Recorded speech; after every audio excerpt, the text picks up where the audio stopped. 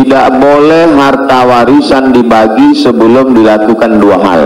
Yang pertama, mim ba'di wasiyatin, keluarkan wasiat. Wasiat hanya sepertiga total harta.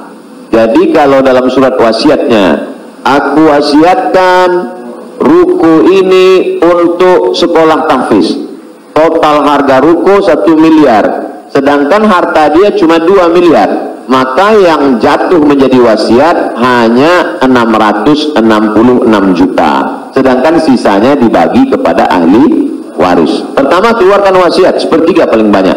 Setelah keluar wasiat, mim ba'di wasiyatin yusabiha au dain, bayarkan hutangnya. Jadi kalau ada orang meninggal, hutangnya dibayarkan dari harta warisan.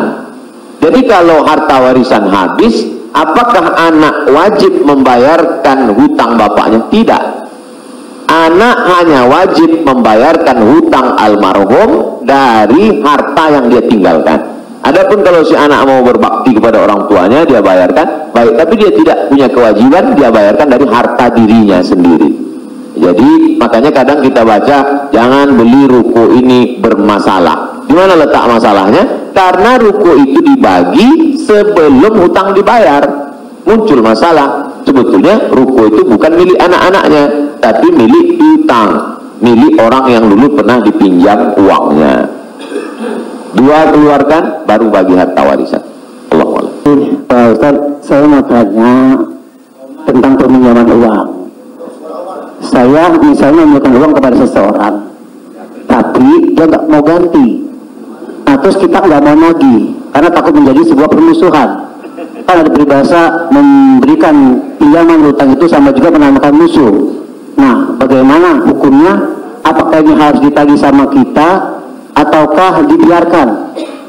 Terima kasih Ustaz. Assalamualaikum warahmatullahi wabarakatuh. Waalaikumsalam. Ayat yang paling panjang dalam Al-Quran, 1 halaman penuh, Al-Baqarah 282. Bukan tentang haji, bukan tentang puasa, tapi tentang perjanjian hutang piutang. Ya ayyuhalladzina amanu, wahai orang beriman, idza tadayantum bidainin, kalau kamu menjalin transaksi hutang piutang ila ajalin musamma, sampai batas waktu limit tertentu, faktubuh, tulislah. Wal yaktub bainakum katibun bil adli, hendaklah ada seorang penulis yang menulis dengan adil. Wastashhidu syahidaini min rijalikum, ada 2 orang saksi.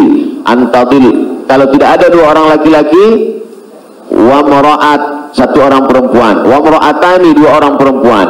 Antadilla ihdahuma fatudzakkira ihdahumal ukhra. Sedetil itu dalam Al-Quran.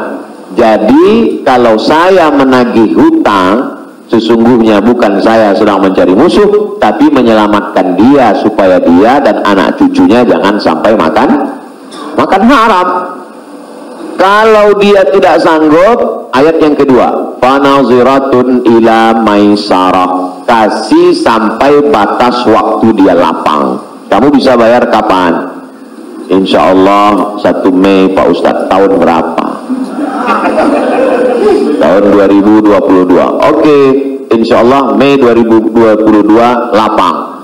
Tidak juga dia sanggup membayar, lebih banyak minyak kita nagih daripada uang yang mau ditagih. Masuk ayat ketiga, wa antasaddaqu khairul lakum, kamu sedekahkan lebih baik.